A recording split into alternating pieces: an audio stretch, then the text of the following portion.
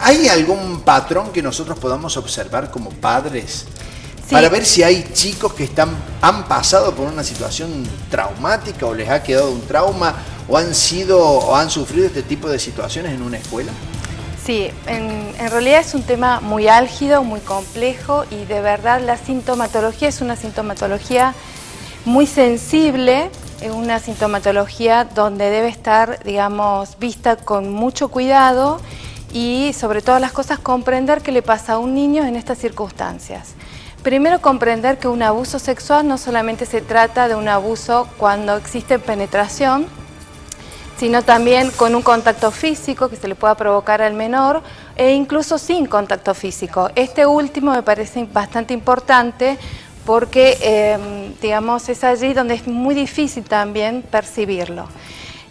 Comprender que este niño transita una situación de trauma, un trauma, digamos, shock emocional bien importante y como mecanismo de defensa tiene nuestra psiquis el de poder negar esta situación e incluso el de poder, digamos, olvidar, porque de verdad la estructura psicológica del niño no se encuentra en condiciones de poder elaborar esta situación. De allí que la sintomatología se hace compleja, pero gracias a Dios la psiquis puede manifestar a través de una serie de sintomatología a los cuales tenemos que estar alerta. Tipos de sintomatología son muchos, son variables y en el área donde se pueden manifestar estos síntomas también son distintos y diversos. A ver, para que los padres, ¿qué puede ser? ¿Un cambio de actitud, sí, de en realidad, comportamiento? Ir al colegio, sí. ¿cuáles son los...? En realidad hay muchos. Uno de ellos pueden ser, con respecto a lo que usted menciona, algún tipo de trastorno de conducta que aquellos niños, digamos que tienen habilidades sociales, pasan a ser niños que se retraen, niños con conductas de aislamiento. Si bien pueden estar perteneciendo a grupos sociales, ellos pretenden o toman la conducta de aislarse. Puede haber conductas de agresión que es ajena a ese niño, que no le corresponde, irritabilidad exacerbada. Esto con respecto a trastornos de conducta o de su comportamiento. Incluso puede haber comportamientos, que estos son los niños como con mayor situación, digamos, de complejidad, conductas donde el niño, digamos, este tipo de conducta donde se expone sexualmente o hay grandes exacerbaciones de masturbación, porque son niños que fueron sometidos seguramente con un tiempo más prolongado a este tipo de abusos. Después puede haber tipos de trastornos de sueño, pesadillas, insomnios, también puede haber enuresis, encompresis, entendiéndose por orina, cuando el niño se orina de noche o cuando no retiene, o al revés, puede llegar a ser evitar, digamos, evacuar, retener. Muchos niños ya pueden verbalizar algunas situaciones.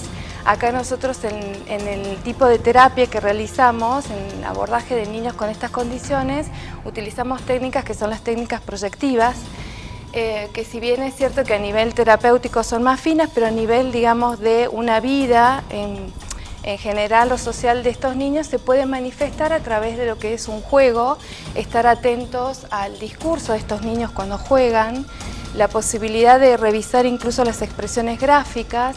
Particularmente en consultorio he visto directamente un dibujo de un pene y poder darle nombre a ese pene. Gabriela, una consulta respecto de esto que decís, porque me parece que todos cuando somos niños tenemos una lógica curiosidad por la sexualidad y que muchas veces en la escuela es el lugar donde uno se encuentra con compañeros, compañeras, e imagino que hay una cuestión que tiene que ver para canalizar esa curiosidad con algún tipo de juego o de curiosidad con personas con niños de la misma edad o del mismo sexo, o no.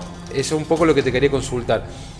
La curiosidad ¿qué pasa con estos chicos, con todos los niños cuando tienen la curiosidad, cuando ven a un compañero, intenta ver a una compañera? ¿Cuál es la diferencia? ¿Eso se puede considerar un abuso? ¿Y cuál es la diferencia cuando interviene un adulto? Que me parece que es como una diferencia bastante básica y que a veces no está tan clara. En realidad el abuso es cuando alguna de las partes, digamos, no está aceptando, no está dando permiso para que esto ocurra. El abuso puede ser desde un adulto hasta incluso, como usted dice, un mismo par, ¿sí? es considerado abuso también. Entonces tiene el mismo nivel de tratamiento. Lo que sucede es que seguramente es distinto cuando hablamos de un adulto que provoca esta situación a un menor entre los mismos pares, ¿no? El tratamiento es distinto y el nivel, digamos, de impacto, shock emocional también es distinto. Lo que importa acá es que el nivel de impacto, de shock emocional que puede ocurrir o de trauma en un niño se agudiza mucho más porque habitualmente el abusador utiliza o se vale, digamos, de un afecto o de alguna relación afectiva previa para poder, digamos, traspasar esos límites y abusar de este niño. Entonces, no sería del mismo nivel si estamos hablando de pares, ¿no? Gabriela, sí. Recién hablabas vos que uno de los consejos, digamos, es escuchar a los niños. Sí, porque atentos. hay muchos padres, estar atentos, digo, que no les creen o ponen en duda la palabra de un menor. Y digo, me parece muy importante esto también considerando que la gran mayoría de los abusos se dan dentro del círculo familiar, con personas, como vos decías, intrafamiliar. Entonces, ¿cuál sería el consejo en el caso y cómo es el funcionamiento de los niños, digo, del discurso del niño, cómo manifiesta eso? En realidad, cuando uno trabaja con niños, es un aspecto bien importante considerar y siempre, uno siempre transmite esto a los adultos, es que siempre debe creerse en el niño. Debe creer lo que el niño dice. Después va a valerse de la astucia, de la inteligencia del adulto, determinar de decidir si es real o no lo que este niño está transmitiendo. Pero en estas condiciones y en estas situaciones tan álgidas, lo que diga un niño siempre debe ser considerado y sobre todas las cosas, cuando un niño comienza a hablar, es darle la tranquilidad que lo que está haciendo es lo correcto, que no tiene la culpa, que uno cree e incluso el adulto trata de permanecer lo más, lo más sutil en cuanto a no emitir juicios sobre lo que está escuchando, porque esto también alejaría al niño en seguir diciendo, porque muchas veces cuando él va revelando esta situación expone a algún familiar, incluso lo realiza bajo amenaza, cree que tiene la culpa de esta situación. Cuando el papá advierte ya que hay alguna situación irregular, ¿qué es lo primero que tiene que hacer? Porque imagino que uno ante esa situación no lo espera, cree que nunca le va a suceder y nadie está preparado para saber cómo actuar. ¿Qué es lo primero, digamos, cuál sería el primer paso que un papá o una mamá tendría que seguir ante una situación de esas? Lo primero es darle seguridad a este niño que está confesando, que está revelando esta situación compleja. Posteriormente, darle la seguridad de que está aceptando que esto sucede y que no va a volver a estar con este personaje que está provocando esta situación, darle la seguridad que va a proveerle todo lo que necesita para que estar bien y en tercera instancia es la posibilidad de acercarse a médicos que puedan hacer la revisión que corresponde a nivel fisiológico y acercarse a grupos interdisciplinarios, en el caso de psicólogos, psicopedagogos que aborden este tipo de situaciones.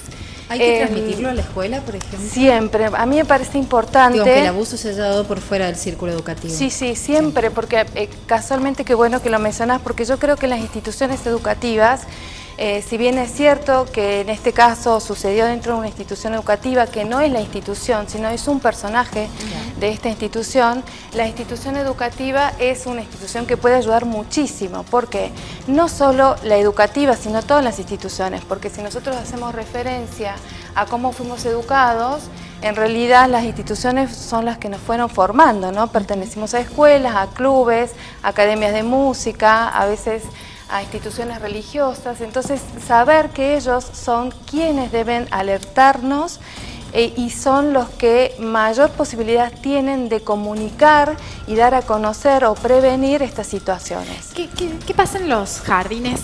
Me ha pasado como tía muchas veces que por ahí te quedas con tus sobrinos y todas las cuestiones de ir al baño, de ayudar a ir al baño, todo, ese delicado límite entre dónde no invadir su privacidad y sí ayudarlo en las cuestiones que necesita, digamos, ¿dónde está el límite con un niño? Sobre todo cuando ya pasa los 2 o 3 años y ya tiene un control de esfínteres y esas cuestiones. En realidad la forma de abordarlo es distinta de acuerdo a las edades, le corresponde diferente información.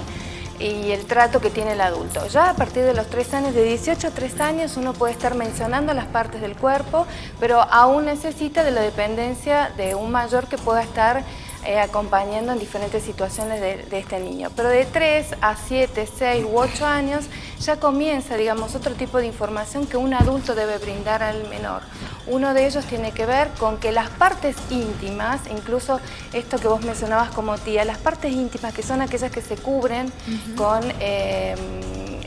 la ropa interior habitualmente, esas partes no deben ser tocadas, no deben ser generadas, digamos, generar ningún tipo de erotismo, solamente pueden ser tocadas por el propio niño. A pesar de que muchas veces uno como adulto se pone en situaciones cuando se bañan, quiere que quede impecable, etcétera, debe uno enseñarles a limpiarse, uno lo acompaña al baño, pero desde lo verbal, pero no sin tocar. Pero esto como tía incluso. Sí, absolutamente. Poder brindar esta información es muy preventivo e incluso hablar de esto, que es lo que más me interesa. Eso estaba por consultarte, porque pareciera como que a veces los medios de comunicación abordamos el tema con una característica totalmente amarillista.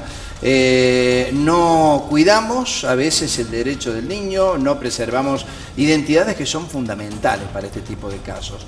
Pero es cierto que tampoco abordamos con la seriedad del caso la problemática para que los padres sepan, los padres o las autoridades de una escuela o quien sea, sepan qué camino seguir para este tipo de circunstancias, ¿no? Sí, a mí me parece en particular, incluso en el consultorio, uno tiene muchas de estas entrevistas y devoluciones y situaciones complejas, y uno sabe, y por eso este espacio y poder asistir y brindar esta información, sabemos que prevenir y hacer conocer esto es lo que beneficia y posibilita evitar estas situaciones, al contrario, ¿no?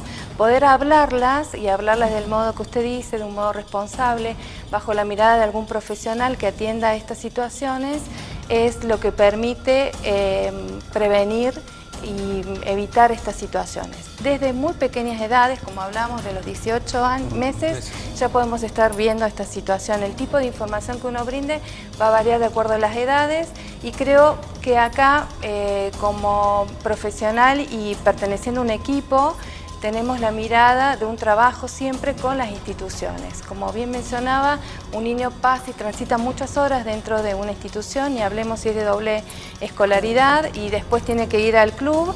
El trabajo con las instituciones, mirar sobre estas situaciones. Las escuelas tienen gabinetes. Sí, también es cierto, Gabriela, que hay a veces una injustificada desconfianza de algunos padres hacia las instituciones. Cuento una anécdota que viene al caso, que tiene que ver con que en una reunión en un jardín céntrico de la ciudad de Córdoba hace pocos días, la docente informó los contenidos de educación sexual que se iban a dar ese año, y uno de los padres se opuso enérgicamente a que la docente brinde educación sexual a su hijo, ante lo cual la docente, bueno, respondió que es lo que compete de acuerdo a la ley de educación aprobada en nuestro país. Pero digo, muchas veces los padres también tenemos algún tipo de desconfianza en que los docentes estén capacitados para dar este tipo de educación, de instrucción, y también desconfiamos de las instituciones, muchas veces sin siquiera tener elementos por los cuales desconfiar.